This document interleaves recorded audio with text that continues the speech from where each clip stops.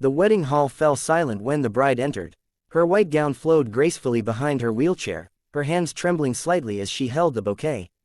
For a moment, everyone just stared, and then the whispers began. A bride in a wheelchair?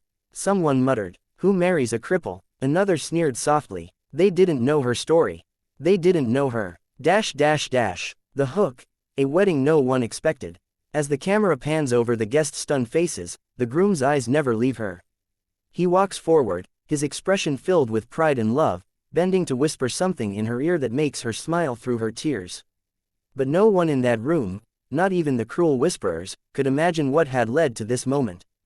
Because this bride, mocked for her wheelchair, once saved the very people who now insulted her. Her name was Emily Carter. Once, she was the kind of girl who could light up a room, top of her class, star athlete, full of dreams about traveling the world. But that world shattered one rainy night when a drunk driver sped through a red light. Emily's car spun out of control and crashed. She survived, but her spine was crushed. When she woke up in the hospital, the doctors told her she would never walk again. At first, Emily thought her life was over. The friends who once surrounded her disappeared. The man she thought she'd marry stopped visiting after a few weeks. And the world, the same world she had loved, began treating her like she was fragile, broken, and incomplete. But Emily was not the kind of woman who gave up easily. Months of therapy, tears, and sleepless nights followed. Every movement hurt, every day felt heavier than the last. But with her mother's quiet strength and her own burning determination, Emily learned to live again. She joined an online support group for people with disabilities, a place where broken souls found each other and built something beautiful out of their pain. That's where she met Ryan Matthews. Ryan wasn't disabled, but his brother was, and Ryan had seen the cruelty, the stares, the pity that people gave. From their first message, he didn't treat Emily like a patient or a tragedy. He treated her like a person. What started as friendly messages soon turned into late-night calls, laughter, and comfort during their darkest moments. One day, Ryan said, "Emily, you see yourself as broken. But when I talk to you, I see strength, more than anyone I've ever known." When Ryan proposed to Emily, her heart burst with joy and fear. She loved him deeply, but she dreaded how the world would look at them. His family, except for his younger brother Ethan, was skeptical. His mother said gently, "Ryan, she's lovely, but can you really handle a life like that?" At work, Ryan's colleagues whispered cruel jokes. Is she marrying him or is he becoming her nurse?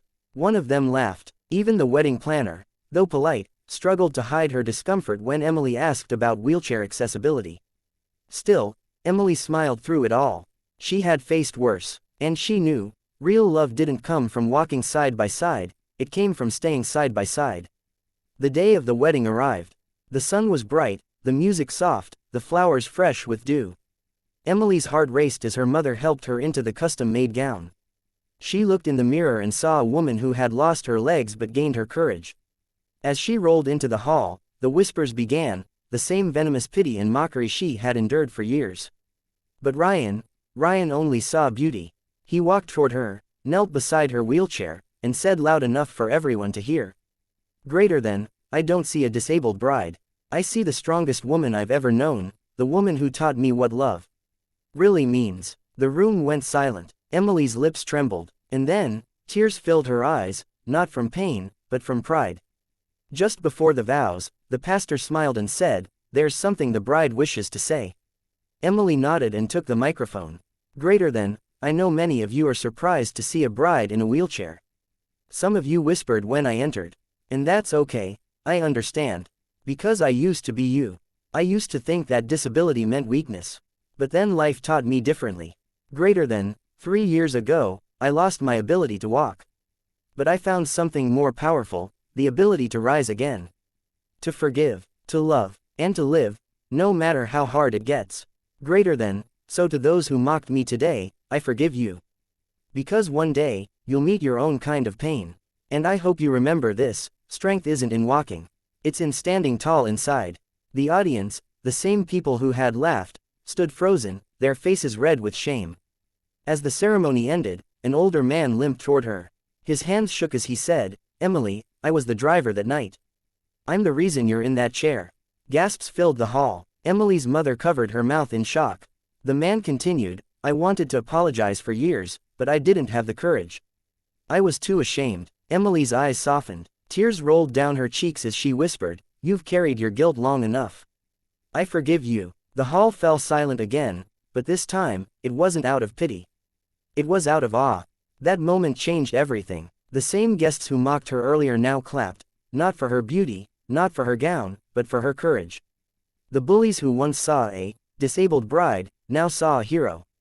As Emily and Ryan exchanged vows, the sunlight broke through the stained glass, painting her in gold. Her wheelchair glimmered like a throne, not a symbol of weakness, but of triumph. Ending. The message. Years later, Emily became a motivational speaker for young people with disabilities. She started a foundation that provided wheelchairs and therapy for children in need. Whenever someone asked how she found the strength, she smiled and said, "Greater than, I once was mocked for rolling down the aisle. But what they didn't know was, I wasn't rolling toward pity. I was rolling toward purpose." Moral message: never judge a person by their scars, their wheelchair, or their pain. Strength doesn't come from perfection, it comes from surviving what should have broken you.